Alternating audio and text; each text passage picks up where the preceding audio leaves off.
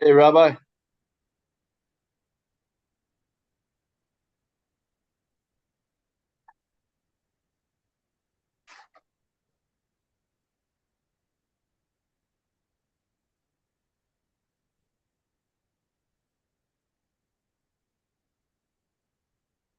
Oh, nice. Rabbi, you're streaming this live on YouTube?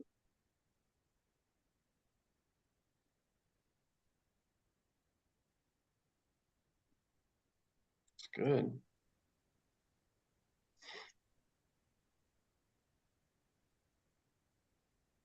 Let's tell you some new technology after. Okay. Yeah, that's great, Rabbi. It'll make it a lot easier to share. I'm putting this on. I just figured I'm putting this on YouTube because I don't have access to Facebook. That's awesome. YouTube is the best thing to best tool to share. It's great. Better than you. Um, okay, let's say hello where we are. I imagine you saw my last message that I really want to change our culture and really begin right on the hour because of this the seriousness of what we'll be learning.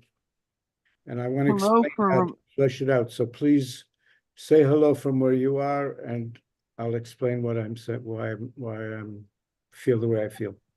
hello from remote. Shalom. Shalom from Queens, where the time change is a little confusing, but figured it out. Shalom. When does Israel change the clocks ahead? Next I week? don't know. Okay. Shalom from Tel Aviv. Wonderful. So Nathan, please keep your camera on, and so at least I have eye contact with one person, okay? All right, so let's enter the screen, and I want to show you why I'm so excited about what we're learning, because in the last number of years, I've been learning Orot Hakodesh for many years, but in the over the last years, there's two books that I acquired. I mean, since I came to Israel 10, 12 years ago. And this one was first, and then this series is now out, which are what it's called Chug Haraya, the circle of learning Rav Kook's Torah. And this one's called, it's the Rava Nazir's lecture notes when he taught this material. And it's beyond extraordinary. I've been looking at this for years and I always wanted to go way more into it because let me show you some things from the introduction to this book. You'll see why it's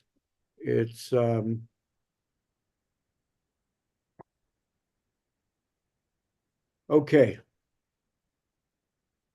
Now, there's only a few of us here today, so that's a little bit disappointing in that way because I guess I'm overexcited. But here's the introduction to these notes of the Nazir's classes and explanations of Rav Kook's writings, which he organized. And then he says like this, Avodat Chaim, b'meshech asarot shanim, hi arichat Orot Hakodesh, l'harav Amaran Zatzal. It is the work of my life. It is the work of an entire lifetime over decades was organizing, editing the Lights Orot Hakodesh of the Rav Kook. This is Rav Nazir writing in his diary. In it, hereti vehegeti, I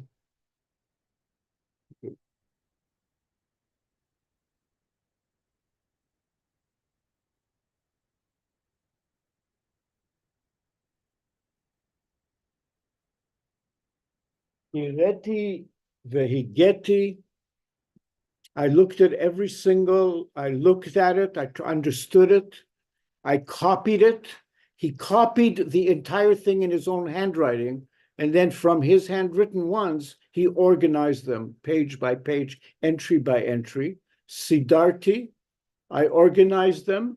The arachti, and I edited, making where the paragraphs are, where the thought, how to put the sentences together. Rav Kook wrote in the stream, Kol hayom, all day long. Hadvarim and divrei harav, bepinkasim rabim. The words are the words of the Rav, which were in a series of notebooks, 8 notebooks.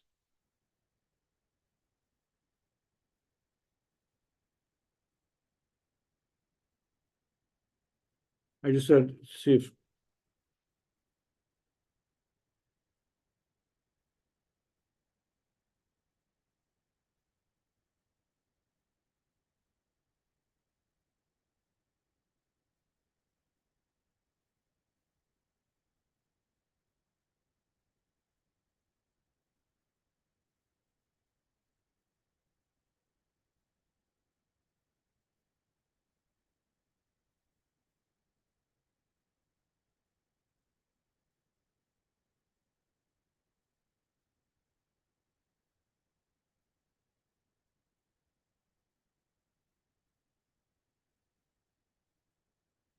And I worked on it all day long. He did this for 30 years, 6 days a week, 20 hours a day, basically.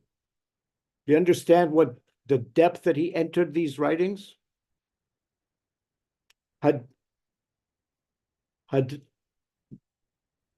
were found in his diaries, scattered in many places, without connection, just these ideas, and they were collected. Chobru echad el echad, joined one to the other.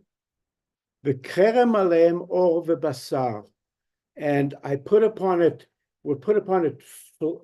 skin and flesh. He fleshed it out. V'haya le'echad, and it became as one.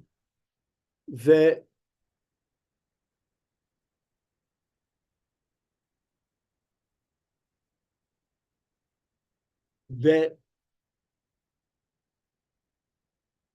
nofach bahem ruach v'neshama, and was breathed into them spirit and soul, v'chayu, and they came alive.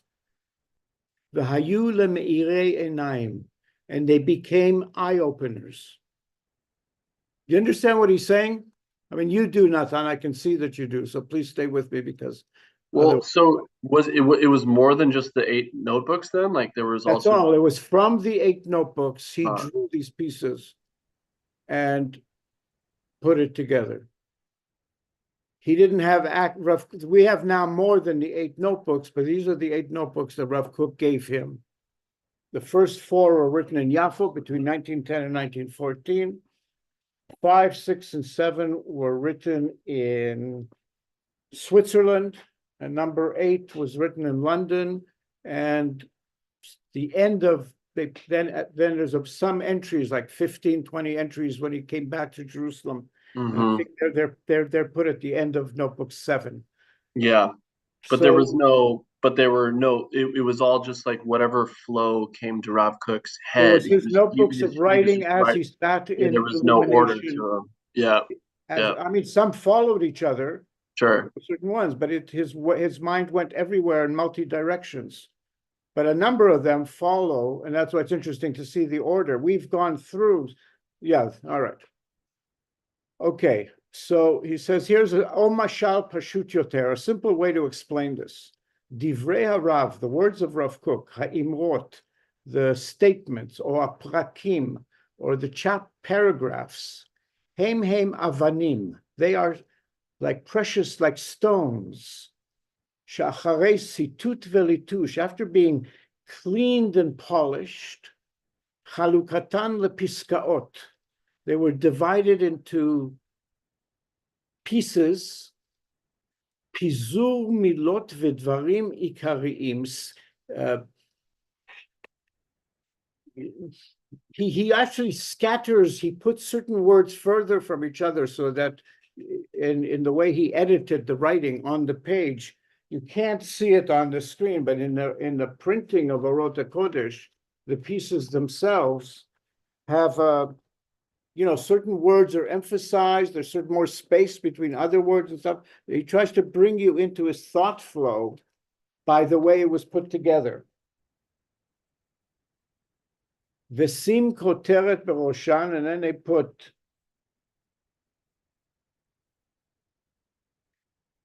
and I'm going to read it.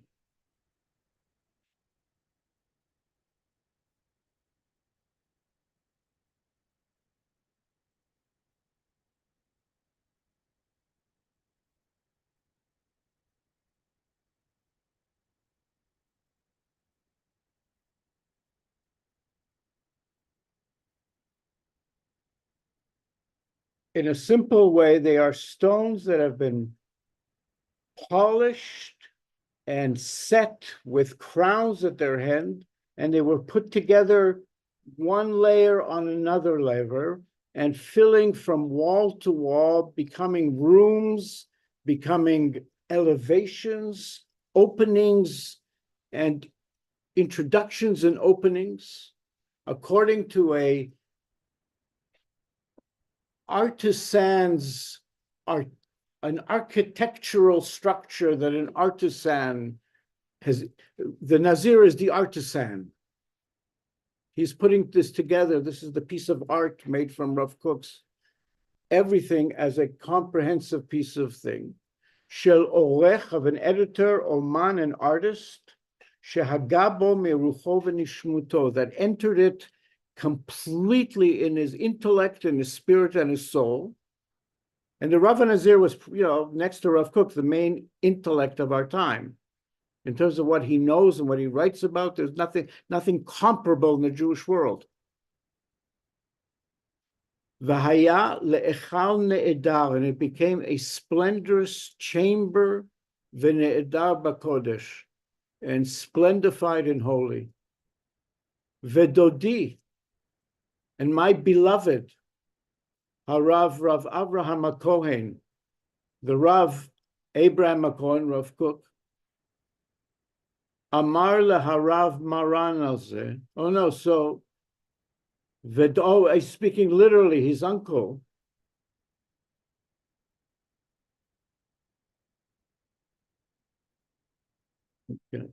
I have to do a thing. I can't speak empty into this, so I'm only going to speak when I can see a face following. Yeah, sorry, I had to do one thing, but I'm with you. No, that's fine. I'm just explaining. I'll just wait patiently, just like as we're learning in the same table together. The camera's not working.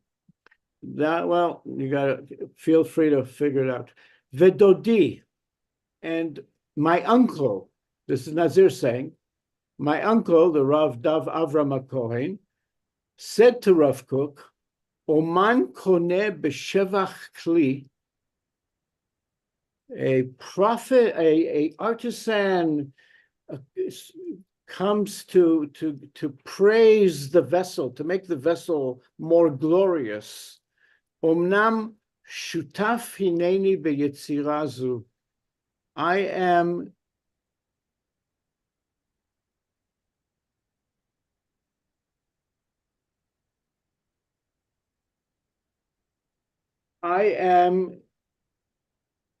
an partner in this creation, but with great modesty,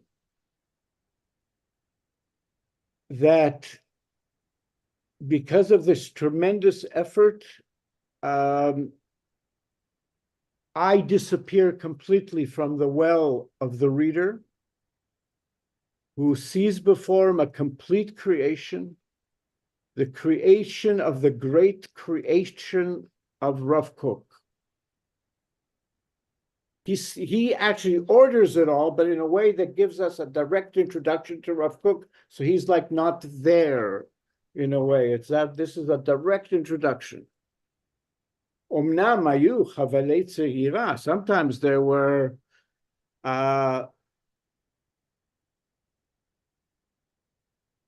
birth pangs of like difficulties, sufferings of creation, of creativity. Lefamim ayu chaserim dvarim. Sometimes there was missing things. Like in one piece, a certain idea wasn't clear. So what mevukashim kmo tzvaim, he needed another color to explain this. Lemilui hatmuna shlema, to fulfill the complete picture, hamevukeshet, that we seek for. And so I was, until illuminations came to me in an elevated illumination, to find these in the writings of the Rav and to join them together. So you'll have one piece here, and sometimes it's under the same heading from two different chapters, two different places in his writing. Sometimes it's just the one writing, but sometimes he's put some together in order to or which idea follows which. He's fleshing out the idea so we can understand it fully. And to establish them in order to provide a complete and perfected picture, and will create the necessary understanding of Rav Kook's in his thought. He's way too, for most people, we need a presentation of him that an intelligent person will be able to have. So that's okay. So let's keep going. So that's the Nazir speaking about the project. Then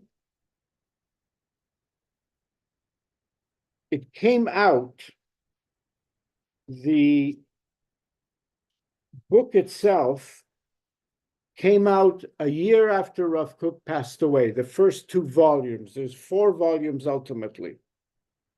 But the first 2 volumes came out in 1936. And we're reading from the first volume, so it came out in 1936. But he first showed it to Rav Kook in 1926. He put it together, and then Rav Kook looked at it, and he kept working on it and working on it.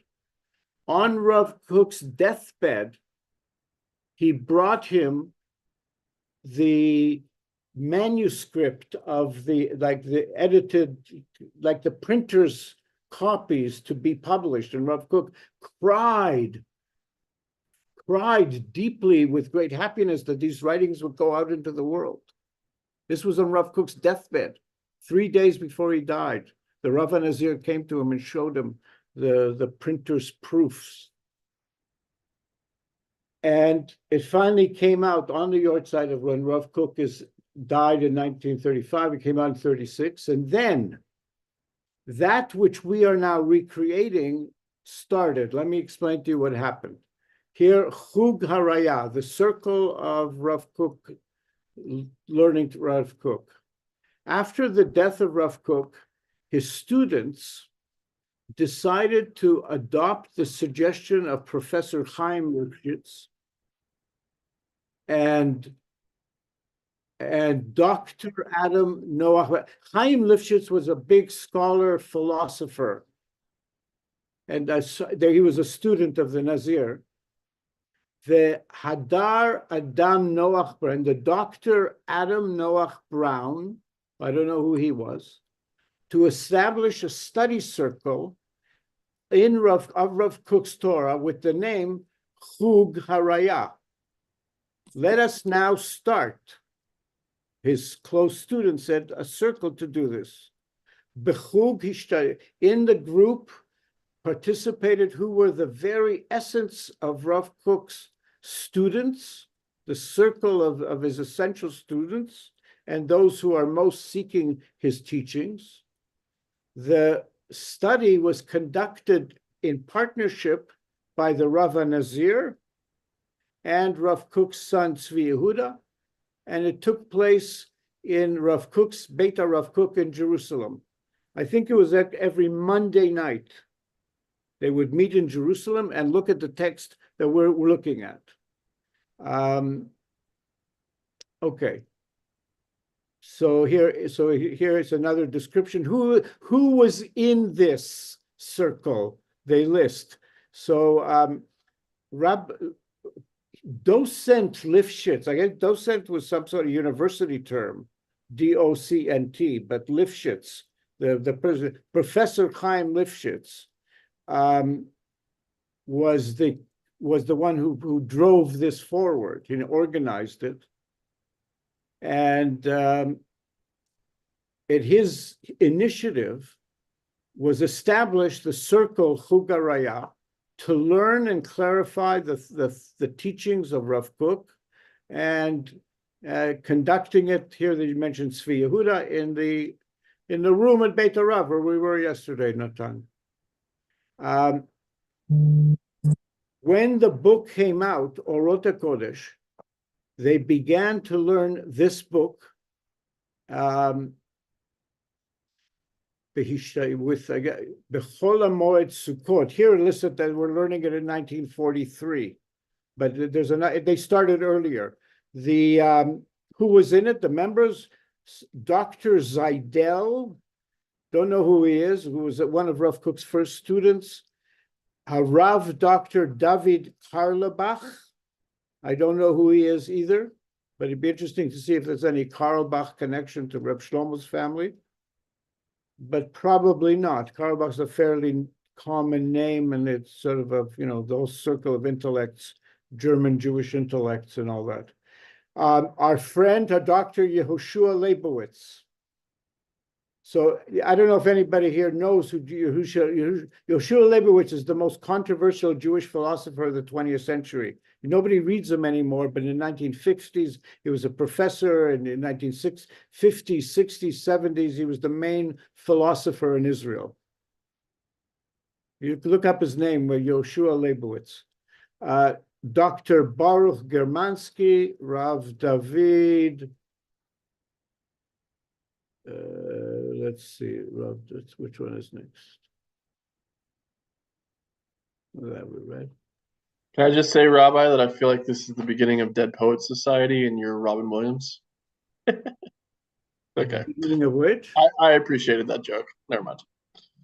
Oh, here's who else is in the group. Slotsky, and also being led by Rav Tzvi Yehuda. Rav Tzvi Yehuda's brother-in-law and Rav Kook's son-in-law, Rav Ra'anan, was also there. He lived in the house, actually. The Ra'anan family, they lived in the house for decades, and others. And also the young students included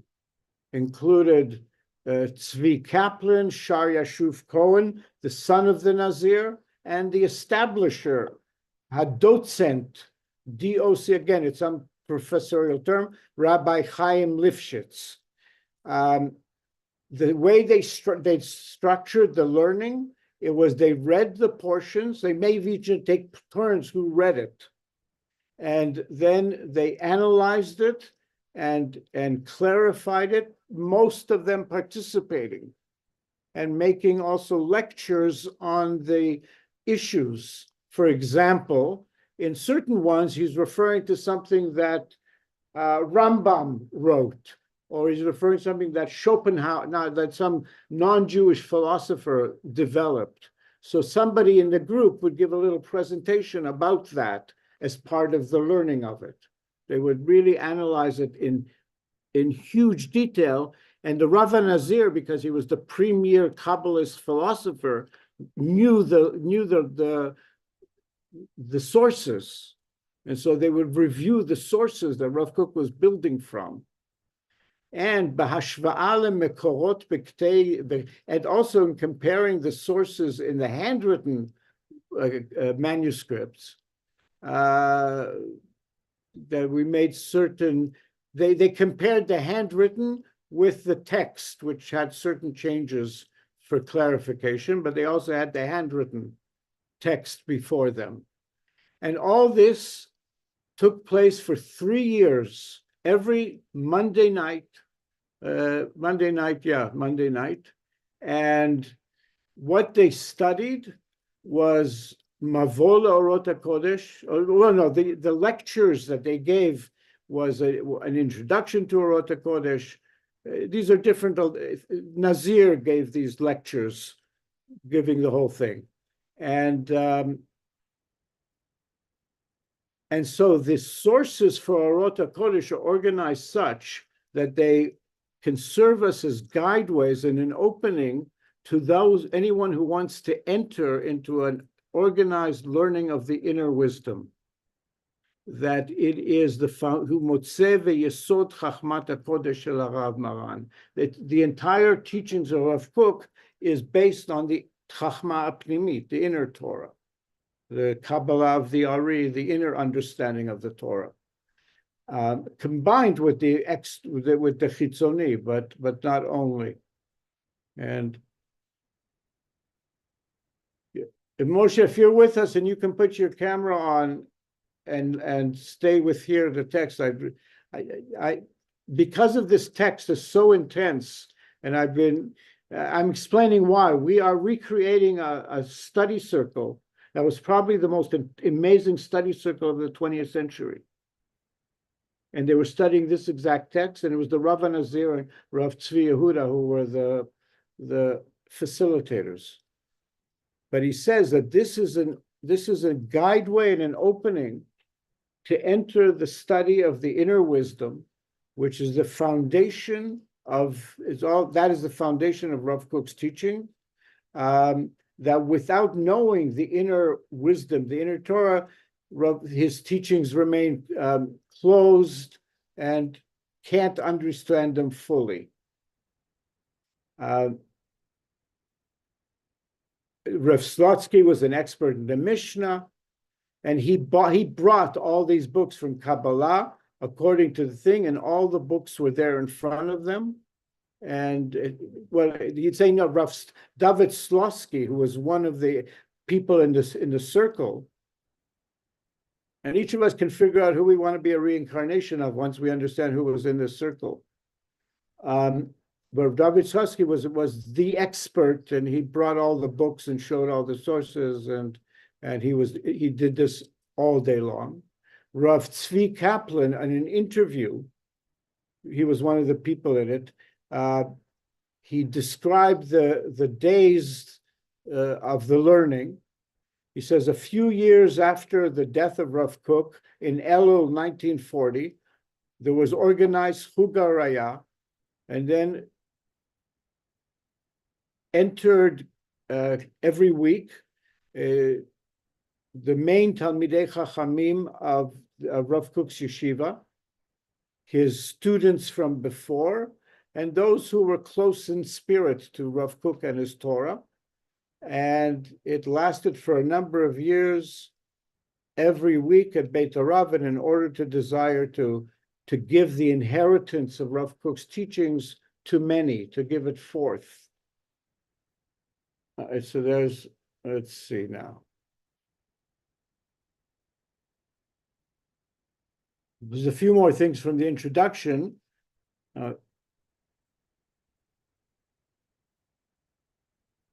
All right. Then it lasted for 4 years, and this was while the Holocaust was going on. From 1941 to 44, they met every week and learned this.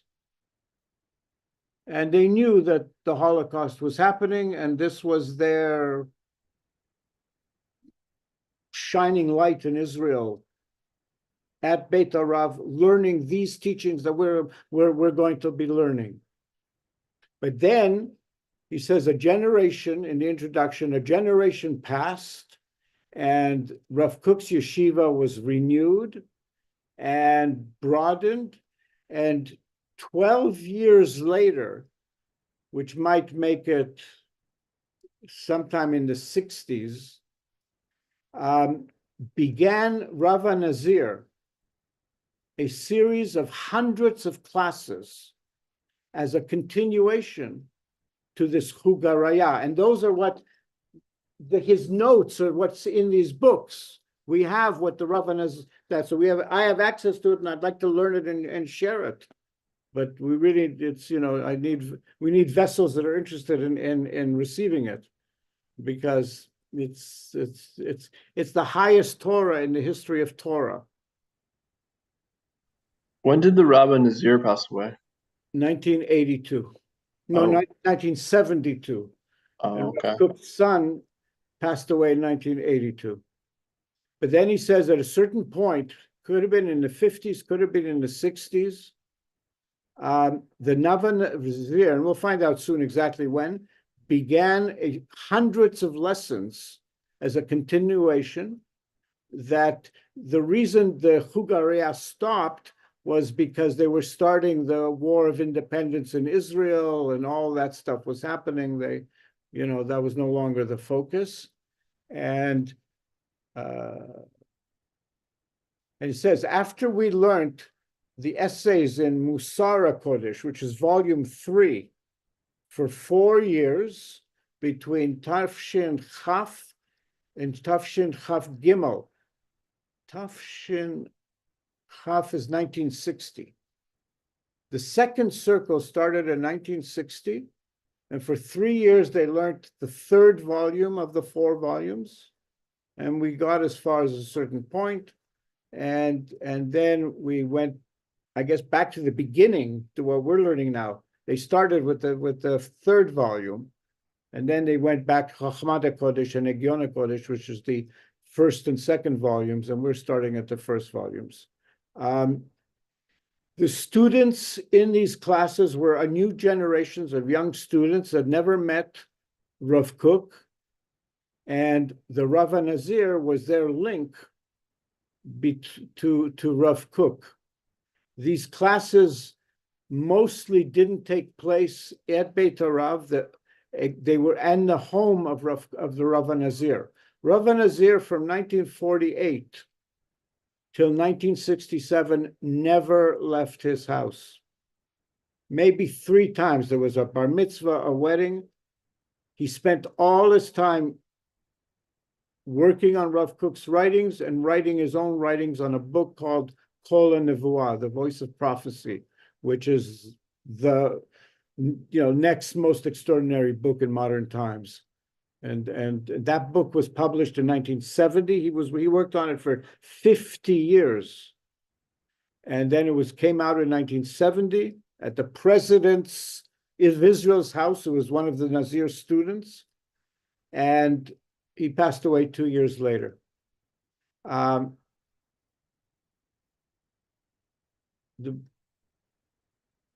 he says, in this case, the classes had a different quality, not like in the Chugah Raya in the 1940s. This time, called Perek Ukdash, to every Perek, every statement, every chapter, every piece was a complete lesson. And these lessons were then broadened with a presentation on the collective, world philosophy relating to it, and also explaining the weaving of the sources from the inner Torah that these pieces present. And the Nazir gave lectures on that, hundreds of lectures on that. And then he said, here, I guess we'll go.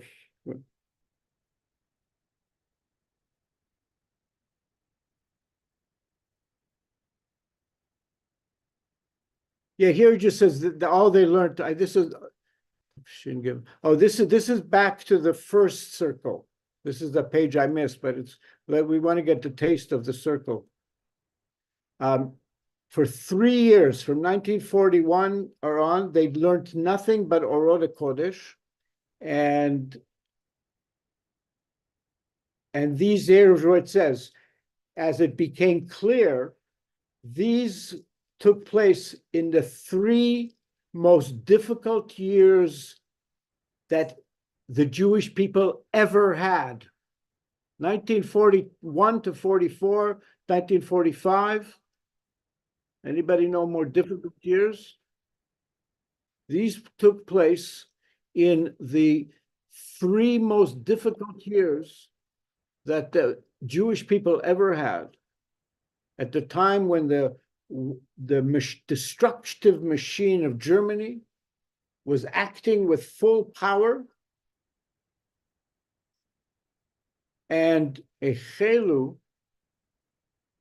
they began 3 weeks after the critical battle of the British in Alamein in Egypt, which pushed the Germans. The Germans were coming to take over Israel, but the British in Alamein pushed them away. And we can look up exactly when that happened, but 3 weeks after that, this circle started at Beit Rav Kook in 1940, 41. And he's saying what they learned there, we've said it. And the one who would do the reading of the Shur was Rabbi Dr. David Karlebach. He would do the reading of it. So we need to find out who this is. If he's a Karlbach, it could be from the Shlomo's family. Who knows? But it's probably not. And Rabbi Dazir, and then there was an article about it in the newspaper. There was a public announcement. Here's a picture here, I think. Is there a picture here? No, maybe not. There's a picture on another page of the class. The Chuga Raya, every Monday night, 7:30 at Rav Kook's site, Orot Hakodesh, under the conduct, Rav Tzvi Yehuda HaKohen and Rav David Cohen, Rav Nazir leading it. And they continue to make announcements for a few weeks about these once-a-week classes of Orot HaKodesh for the next number of years. They were always held Monday night, 7:30 or 8 o'clock or 8:30. And as it says, once, unusually, the person who gave the shiur was Rav Kook's son-in-law, Rav Ranan, and in a certain part. And then they say it happens sometimes on another day. And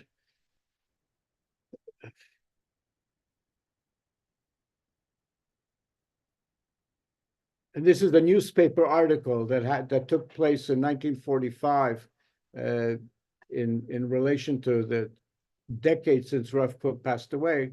They make an announcement about the Chuga Raya is now, it's the Chug. It was a public newspaper writing about it and like this event. So it became sort of known that this is happening.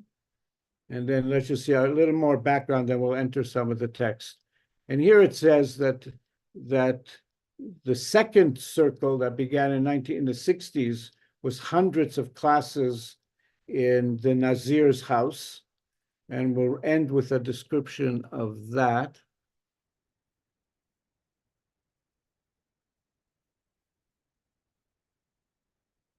No, actually, let's read this. This is important. This is the Nazir sort of thinking. Whoever investigates, goes deep into Orot Kodesh, is able to absorb from this the thoughts of Rav Kook, his ideas, his ways, his wisdom, and his broad consciousness. And the light, the illuminating light that can send off the darkness. The words of the Rav are full of glow and they give off emanation. Whoever is filled with this elevating glow, with all these lights, Misha Melozi, Malezi, and Harav Ayama Amin, this is important. Rav Kook believed, Sheyavo Azman, the time will come, and not far away, that all of those people who feel themselves far, they will come closer to the holy, and the words, the books of Rav Kook will be the means for this, that they will illuminate with the holy light. He says, these are the holy teachings that can illuminate for the Jewish people, whereas there's nothing like this in any other writings. It's not like anything else. And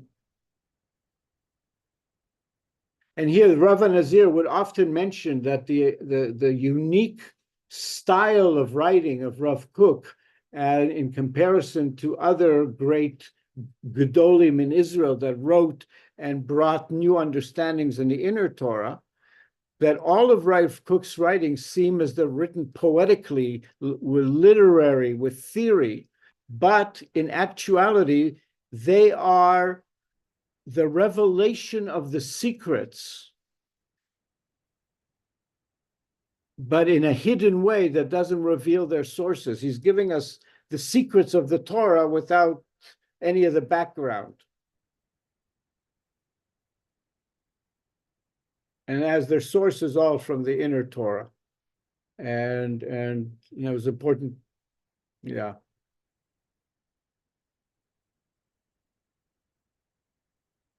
Rav Kook said about himself, Shitato, my style, oh, it's written about him, but he would say, lahalbishet hasagato, to clothe his comprehension in a literary language, so that you don't.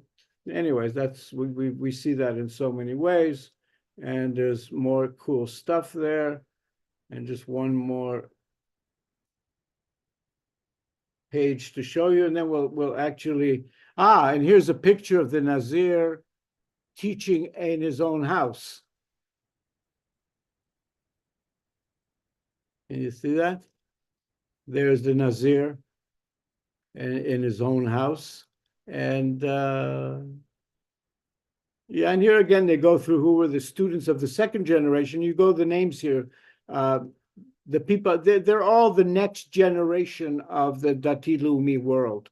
There are all lots of famous names here of the people who became the next leaders in the religious Zionist Rav Kook world. They took the hundreds of lessons with the Rav Nazir when they were young.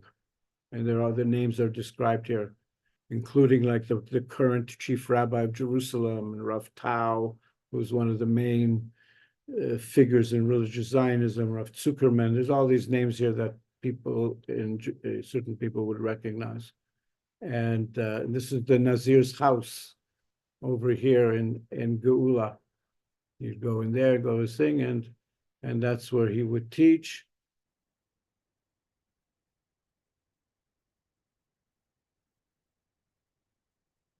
There's one.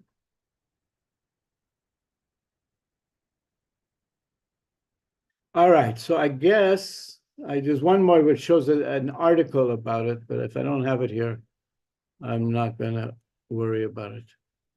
But the reason I wanted to share this is I thought it was important for us to know the context of what we're learning and where it came into history and how it was treated by the Nazir and Rav Kook's son and the circle of people. These were absolutely the most important texts in their lives. They defined their entire spiritual beings. They learned everything that they grew from in learning these texts with the Nazir. So their importance can't be overstated, understated. So let's go. Yesterday, we did the first number of pieces, which I'm not going to review. Let's enter a piece. But the general heading of the first chapter in it is Chachmat Hakodesh, the wisdom of the holy. And this is entry number 6, where in the first entry is maybe worth reviewing for anyone who didn't hear this yesterday, and even it's worth saying, there is, once we understand what holiness is, the wisdom of the holy, we are transformed by our understanding. If we truly understand it, it will transform us on the inner. Whereas study the wisdom of the body, I mean, any other study, you get information.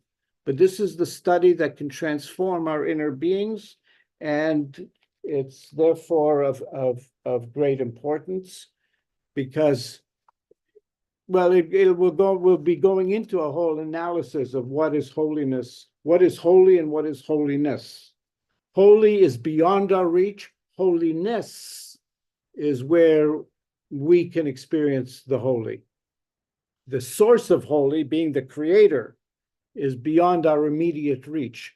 But the creator created this world as an act of holiness. And we're living in the holiness. So here's a very interesting piece where Rav Kook is talking about modern science.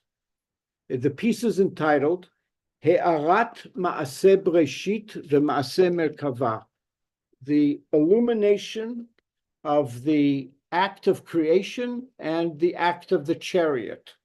The act of creation is a reference to the Torah's description of the 6 days of creation, and Ma'aseh Merkava is a reference to Ezekiel's vision of the chariot. Those two, and it's called Ma'aseh Breshit, Ma'aseh Merkava.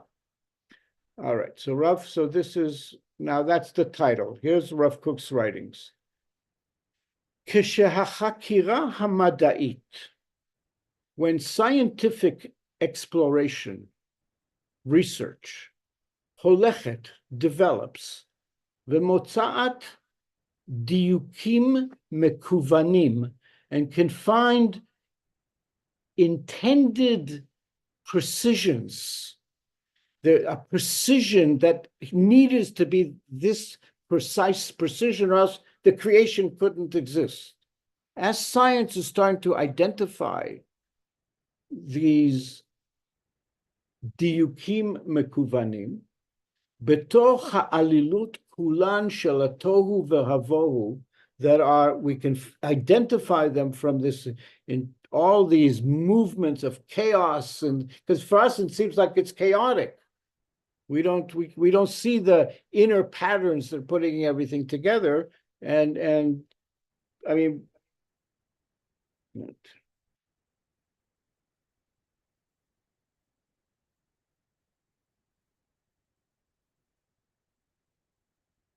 but they can find diukim mekuvanim. They can find very specific precisions among the chaos.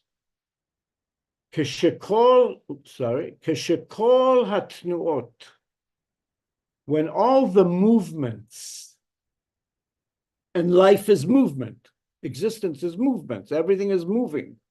That's a sign of life. If it stops moving, well,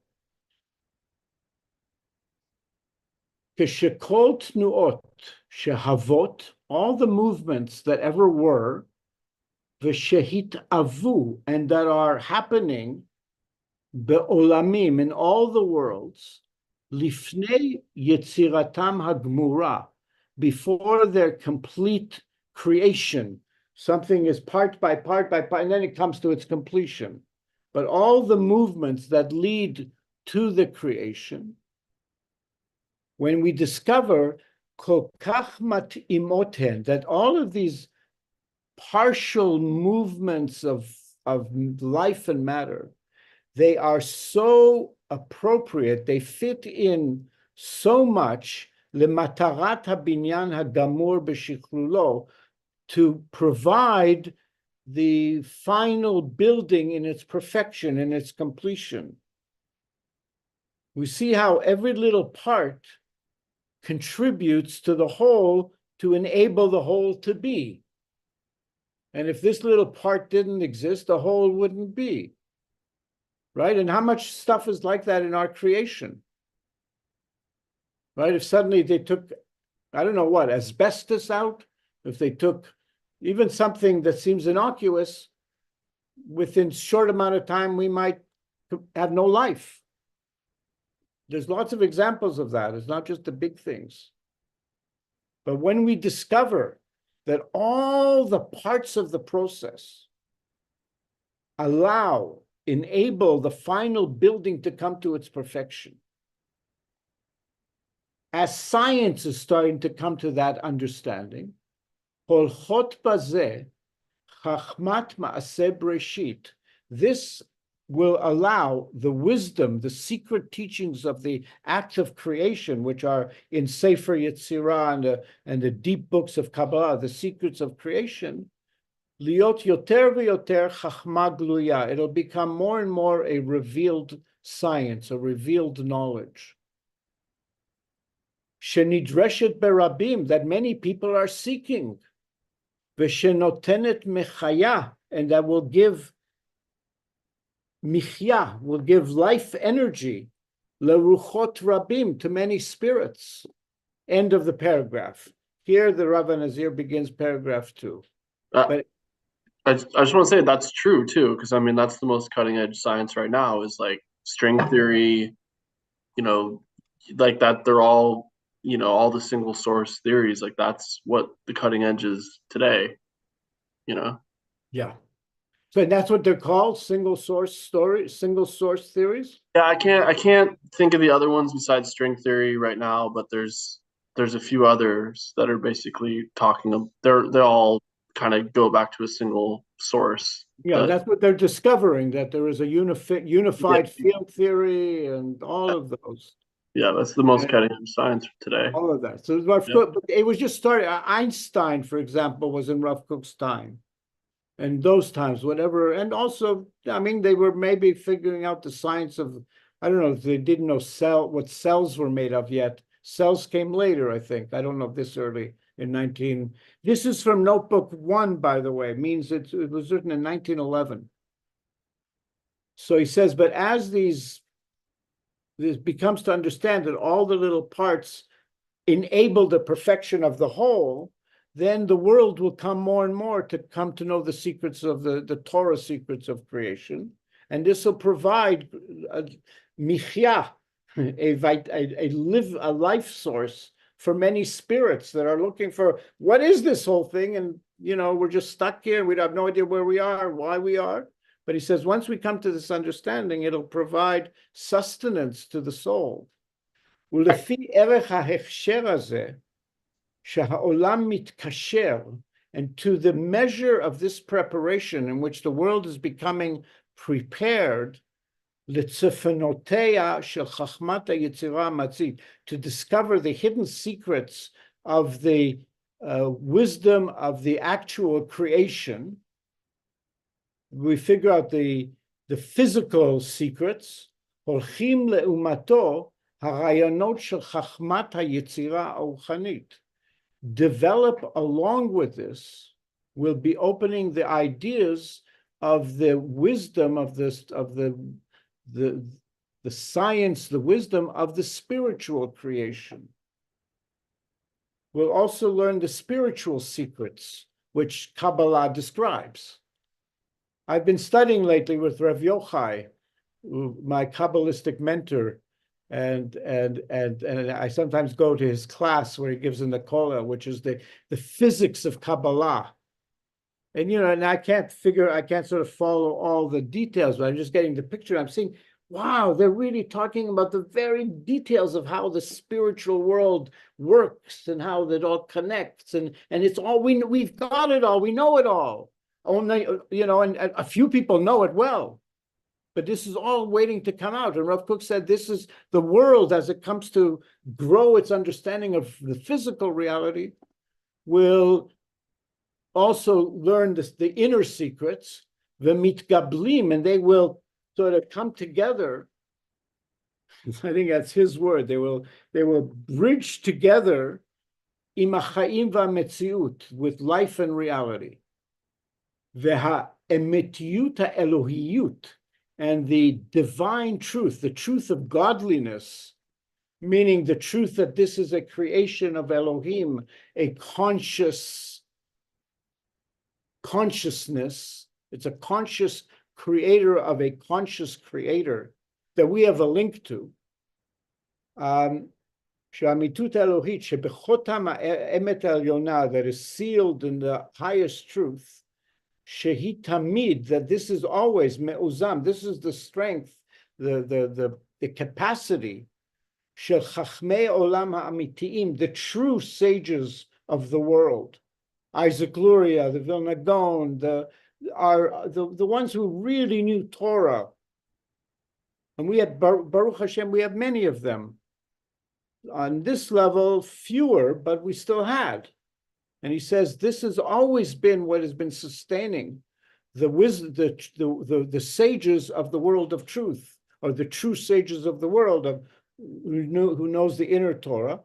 V'shehi oram shel Israel beklalut, and it's also the light of Israel in general. We all have a connection to this. Achafetz tamid, the constant desire, שהאמת העליונה, that the highest truth, האמת העליונה המוחלטת, that the highest absolute truth, תהיה המנצחת בעולם, will be the dominant truth in the world. But the world will come to know the real truth. והפועלת, and it'll be the active force, על כל הליכות החיים כולם בגבורתה, on all the processes of life, all of them with its great strength. And these are holchot hen, these teachings and understandings that we can then integrate of the divine truth, the divine reality, the reality of the divine and the spirit of the divine and so forth. These are all being developed and becoming things, nasot ledvarim, shehem shavim lechol nefesh, that are becoming available to every person. Right? Somebody who, grew up in Northern California, was renting a B&B in Tel Aviv, or somebody who's lived 60 years in Mea Sharim studying Torah, and so on and so forth. These deepest understandings are coming forth. Ad she'i efshar od lahasbir gam emuna pshuta la'anashim benyonim, to the point we can no longer just give explanations of simple faith to average people. That sort of kept us alive in exile. That's no longer. We have to go much deeper, and we have to go much more complex and full in our understanding. Ki im al pi hachavat atzaat razei ha'elyon. We need to expand to the understanding of the highest secrets. Shehem omdim beromo shel olam, that are standing at the top of the world, as it were. Vepitrei hasha'arim shel ma'aseh breshit, and the opening gates, the gates of opening of the act of creation, the deed of creation. Heim gormim. Let's see what letter is missing there. Heim gormim atzmiim, nothing missing. Leptichat sha'arei ma'aseh merkava. They are the essential causal factors to opening the gates of ma'aseh merkava, of the act of the chariot. Okay, what is the difference between the two of them in a very, very simple explanation? Natan, you with me? You're with me. Good. The chariot was the angels or messengers of Hashem, whatever you want to call them, that Ezekiel saw in his prophetic vision, that were basically like slaves of Hashem. Like they could only go in which direction. Okay, okay. Basically, it's like this: the Maaseh Breshit describes how the creation was made. Maaseh Merkava describes how the creation moves and evolves. It's the forces of the ongoing creation and much more than that. But he says once we understand the acts of creation, they will bring us to understand also the openings to the gates of the Maaseh Merkava, which is the Hanhara Ha'elyona, the highest illumination, HaMesagelet et HaChushim v'et HaRetzonot, that really refines our senses and our wills, et HaCharot, our recognitions, et HaArgashot, our feelings, LaHa'achoz LaHa'achez, to grasp, be'omek ha'rayonot ha'itonan, to the very depth of these powerful ideas, will get to Mekor Chaim Tmimim V'Nitzchiim, to the source of the life perfected and eternal. Oh, Moshe, I'm so glad to see another human face. Ad shehachaim olchim, to the point that life will then go forth, the ometz k'dushatam, in its powerful holiness, lenatzeach kulo et hamavet, to be victorious over death. Death will end. V'hatov mamtik kulo et kol hara klil. And the good will entirely sweeten all of the evil completely. That's the power of good, to transform all the evil. And the power of life is to end death. Doesn't have to end. The only reason we die is because to stop the evil. If someone's evil, you kill him. Otherwise, we'd have no way to stop evil.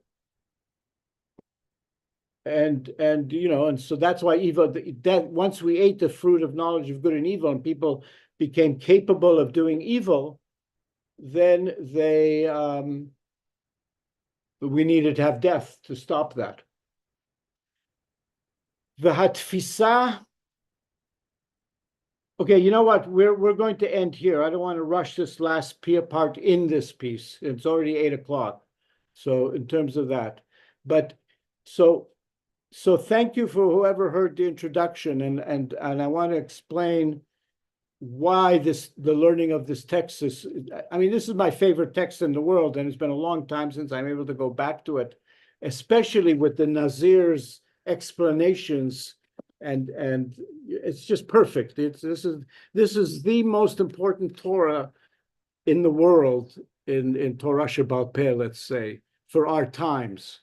And I'm not sure at the beginning, if you weren't here, Moshe, I explained the history of Chug HaRaya, the circle of the people who, Rav Kook's students, the Nazir and Tzvi Yehuda, Yeshayahu Leibowitz, and a few other people, from 1941 for the 3 years of the Second World War at Rav Kook's house, they learned these pieces every week and went into them in extraordinary depth. And the depth of that is found in these books now, so we can enrich our own understanding. But first, we have to just understand what he's saying in and of itself. But still, and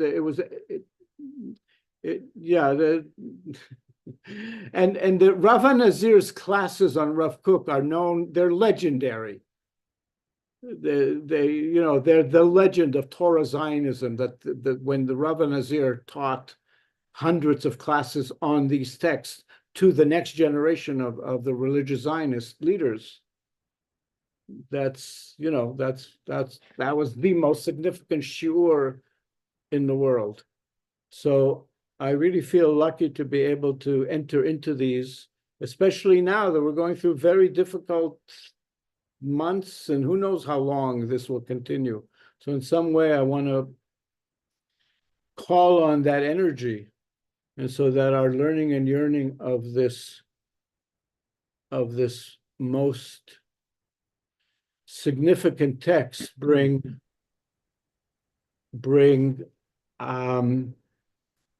healing to everyone on the planet Earth, bring immediate victory for Tzva Ganal Israel, immediate return of all the captives, and healing to all the wounded in body and soul, and comforting to all the mourners, and there's so many mourners, and the elevation of the holy souls that have given their lives, are giving their lives. And the Rav Nazir, we've explained this in earlier classes, he wrote a letter in 1948 explaining the war, and he said, this is the war that Amalek and Edom, Amalek is leading it, Edom is his partner, and they're basically controlling the Arab world to destroy. They've made a covenant with Ishmael to destroy Israel, and that's the battle we're in.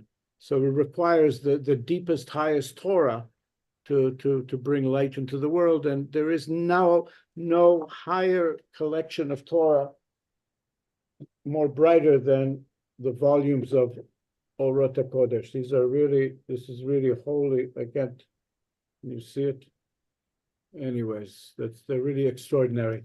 And, for me, they've been my main spiritual nurturance from the moment I started reading these.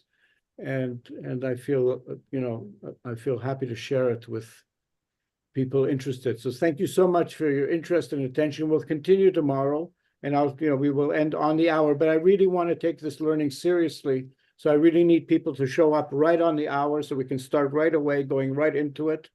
And that way, because we have a lot of ground to cover as well. And we might as well use the time efficiently, and we'll end at 8 o'clock sharp. So whatever is required. And somebody asked a question, yes. I mean, these books of the Rav Nazir's commentaries on the Orot Hakodesh, I mean, they're available here in Jerusalem.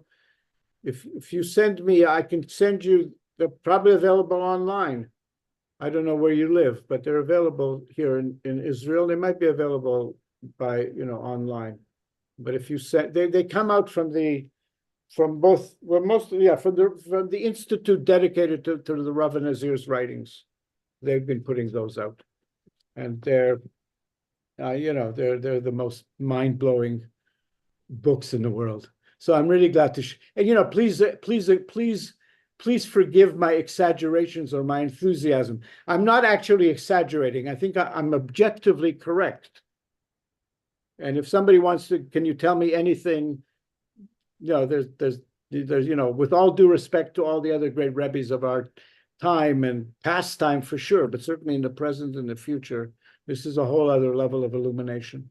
Because again, the people that were in the Chuga Raya all agreed that Rav Kook was experiencing prophecy. And that's why they were learning it. They were understanding, they were receiving the illuminations of prophecy. And that makes them so important for our time. It's Torah Israel. And boy, does Israel need the light, and the world needs the light. It's so painful to see how dark it is. So may we bring these lights of holiness to the world. And please feel free to send an invite. I put out a paragraph, more elaborate, explaining what we're doing. So please share it with groups and people that may be interested in this. Thank you so much.